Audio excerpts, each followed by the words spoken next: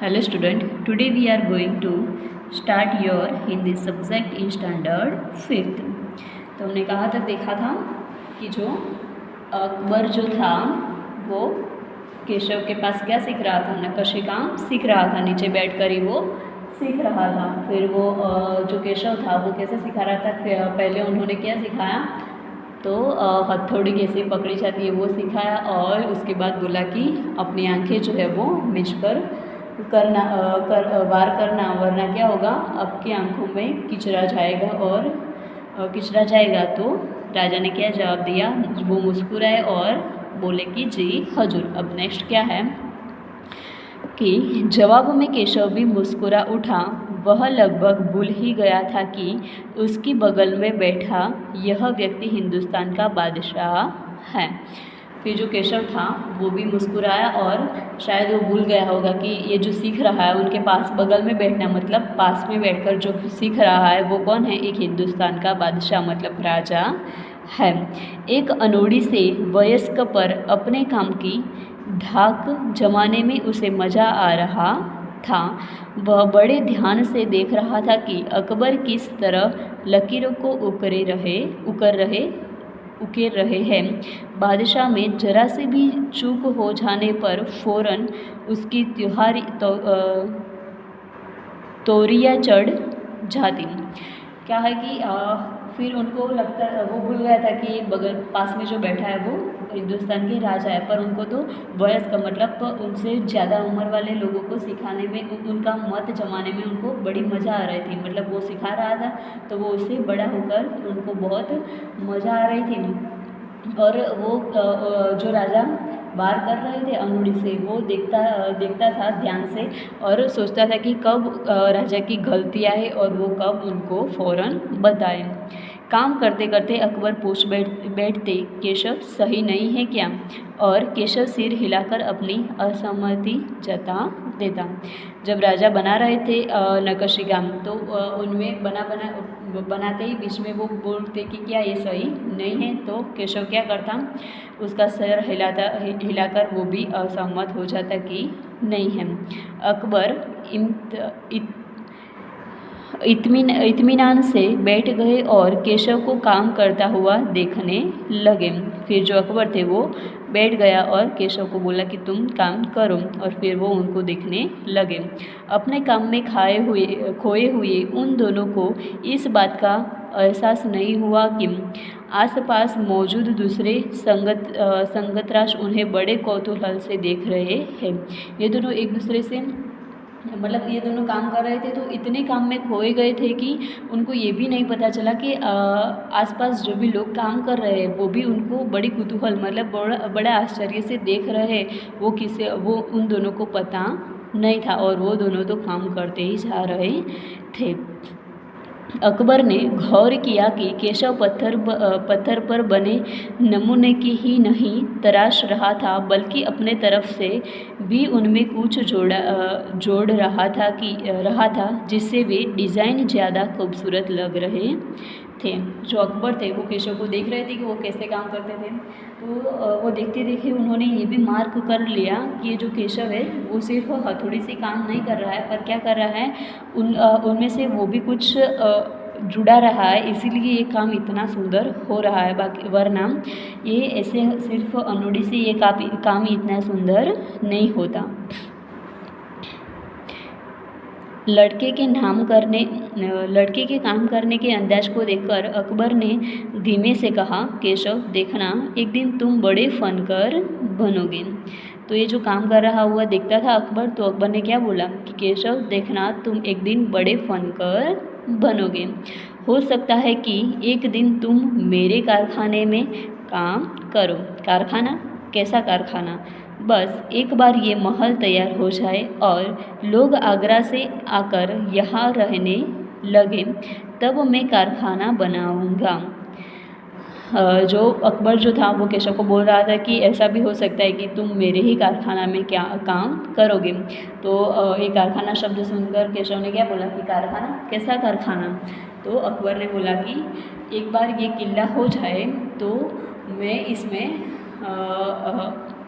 इसमें सब लोग रहने के लिए आएंगे। अब और जब सब लोग रहने के लिए आएंगे उसके बाद मैं यहाँ पर कारखाना लगाऊंगा जिससे सबको काम मिल सके। नेक्स्ट, इन कारखानों में मेरी सल्तन के सबसे बढ़िया फनकर और शिल्पकार काम करेंगे। चित्र बनाने वाले कलाकार, गलीचों के बुनकर, संगतराश, पत्थर और लड़की पर नक्काशी करने वाले शिल्पकार सभी वहाँ काम करेंगे। उनके कारखानों में कौन कौन काम करेगा? तो संगतराश, पत्थर और लकड़ी पर नक्काशी काम करने वाले शिल्पकार, गलीचा के मतलब जो गलीचा तैयार करता है वो और चित्र बनाता है वो सभी लोग उनके कारखाना में काम करने वाले हैं। केशव का चेहरा चमक उठा। वह मुस्कुराते हुए बोला, मैं वहाँ ज़रूर काम करना चाहूँगा। तो केशव ने क्या बोला कि मैं भी वहाँ ज़रूर काम करना चाहूँगा, मेरी भी इच्छा है कि मैं भी वहाँ पर आपके कारखाना में काम करूँ। अकबर उठ खड़े हुए, जोते हुए बड़े प्यार से केशव का कंधा थपथपाना और कहा, अच्छा बेटा, अपना काम जारी रखो। फिर इतनी बात होकर जो अकबर थे वो खड़े हो गए और केशव का कंधा थपथपाया और बोले कि अच्छा बेटा, अपना काम जो है वो जारी रखो, मतलब कि चालू रखो। हुजूर, क्या आप दोबारा आओगे? केशव ने बड़ी उत्सुकता से पूछा। केशव ने क्या पूछा कि क्या आप वापस आओगे? मैं ज़रूर आऊँगा केशव। तो अकबर ने क्या बोला कि मैं ज़रूर आऊँगा। फिर तो पूरे दिन संगतराशों के बीच केशव की धूम मची रही। वह बार बार बादशाह से हुई अपनी मुलाकात सबको सुनाता रहा। मतलब कि आजू बाजू में जो संगतराश थे जो सभी काम कर रहे थे वो भी ये देख रहे थे। तो जब बादशाह चले गए तब क्या हुआ, ये सभी जो संगतराज थे वो केशव को आकर पूछने लगे और केशव एक के बाद एक सबको उनकी जो कहानी, उनकी जो स्टोरी, उनकी जो चर्चा हुई थी वो सबको सुनाता रहा। रात हो चली थी। केशव बहुत थका हुआ था पर आंखों में नींद कहा वहाँ धीरे से अपने पिता के बिस्तर में घुस गया। पिता ने मुस्कुराकर कहा कि तुम अभी से इतने प्रसिद्ध हो गए हो। उनको नींद तो आ रही थी, वो थक तो गया था पर उनकी आंखों में नींद नहीं थी। क्यों नींद नहीं थी? क्योंकि उनको कौन मिला था? बादशाह मिला था। और बादशाह ने क्या बोला था कि तुम मेरे कारखाना में काम करोगे। तो ये सुनकर उनको मतलब बहुत मज़ा, मतलब उनको लगता था कि अब मैं बड़ा व्यक्ति बनने वाला हूँ। फिर उन्होंने क्या किया, उनके पिता के बिस्तर में गया और पिता ने उन्होंने कहा कि तुम तो अब से ही प्रसिद्ध हो गए हो। बादशाह सलामत ने कहा कि एक दिन मैं बहुत बड़ा कलाकार बनूंगा। अपने सिर को पिता के बाहों के सहारे टिकाकर केशव धीरे से बोला, हमारे बादशाह बहुत ही नेक इंसान हैं। केशव ने क्या किया, उनके पिता के जो हाथ थे उन पर उनका सर रखा और बोला कि बादशाह वो कैसे इंसान है? बहुत नेक इंसान है। हमारा बादशाह कैसा है? बहुत नेक इंसान है। बिल्कुल सही, पिता ने कहा। पिता ने क्या कहा कि हाँ बिल्कुल सही, हमारे बादशाह नेक इंसान है। कुछ सोचकर केशव ने पूछा, बाबा एक बात बताओ, बादशाह के पास आगरा में एक से बढ़कर एक खूबसूरत महल है, फिर वे सिकरी में यह शहर क्यों बनवा रहे हैं? केशव ने क्या आंसर करा क्वेश्चन पूछा उनके पिता को कि जो हमारा बादशाह है उनके पास एक से एक बढ़िया महल है आगरा में, फिर भी ये सिकरी में क्यों महल बनाना चाहता है? तो पिता ने क्या आंसर दिया कि पिता ने कुछ याद करते हुए बताना शुरू किया, हाँ बेटा, बादशाह का आगरा बहुत सुंदर शहर है, पर सिकरी में नया शहर बनवाने का भी एक ख़ास कारण है। मैंने सुना है कि जब बादशाह अकबर की कोई संतान नहीं थी, इस वजह से वे हर वक्त परेशान रहते थे। वे बहुत से साधु संतों और फ़कीरों के पास गए। आगरा में उनके बहुत बहुत बड़ा शहर था, पर ये सिकरी में महल बनाना चाहता था। क्यों? क्योंकि राजा को कोई संतान नहीं था और वो सभी साधु संतों एंड फकीरों के पास गए थे। बादशाह को बताया कि तो वो सब ने गए और भटकते भटकते बादशाह ख्वाजा सलीम चिश्ती के पास साकरी आए। उन्होंने ही बादशाह को बताया कि उनकी एक नहीं तीन संतानें होगी।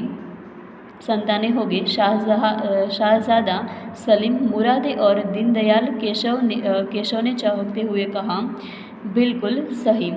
तब बादशाह ने ख्वाजा सलीम चिश्ती के सम्मान में सिकरी में नगर बनाने का फैसला लिया था। तो ये जो सलीम थे उन्होंने बोला था कि एक नहीं पर तीन संतान हो गए, तो वो खुश हो गए थे और उनको सम्मान में कुछ देने के लिए उन्होंने सिकरी में नगर बनाने का उन्होंने सोच लिया था। तो केशव ने कहा, अच्छा अब समझा। इसीलिए बादशाह ने अपने बेटे का नाम सलीम रखा है। बादशाह का बेटे का नाम क्या था? सलीम था। क्यों? क्योंकि ये सलीम की दुआ से आया था, इसलिए उन्होंने इसका नाम सलीम रखा था। हाँ, और इसी कारण हम एक नए नगर के लिए पत्थरों को तराश रहे हैं। होड़ केशव अनिंदा आवाज़ में बोला।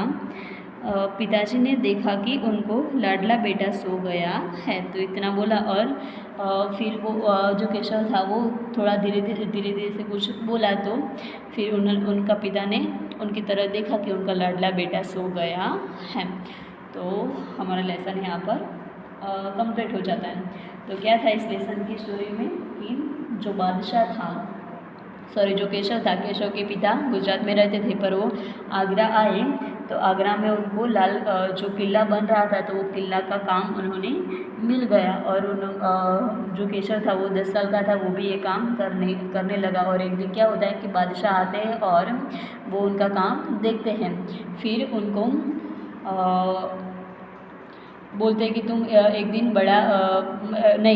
फिर उनको बोलते हैं कि तुम क्या ये मुझे सिखाओगे, तो वो सिखाता है। और फिर राजा जो बादशाह था वो बोलता है कि तुम एक दिन बड़े प्रसिद्ध बनोगे और बड़े प्रसिद्ध फनकर बनोगे, और ऐसा भी हो सकता है कि तुम मेरे कारखाना में काम करोगे।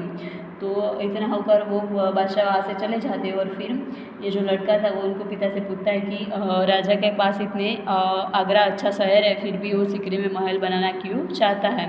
तो उन्होंने पिता ने केशव के जो पिता थे वो सभी स्टोरी सुनाई कि उनके कोई संतान नहीं थे, पर जो सलीम था उनकी दुआ से उनको 3 संतान हुए। इसीलिए उनके बेटे का नाम उन्होंने सलीम रखा। और उनको नवाज मतलब सम्मान करने के लिए उन्होंने सिकरी में महल बनाना का उन्होंने तय किया था, इसीलिए वो बना रहे और इसीलिए हमें काम मिला है। ओके, तो यहाँ पर हमारी स्टोरी कंप्लीट होती है एंड जो हमारा क्वेश्चन आंसर है वो हम नेक्स्ट वीडियो में देखेंगे।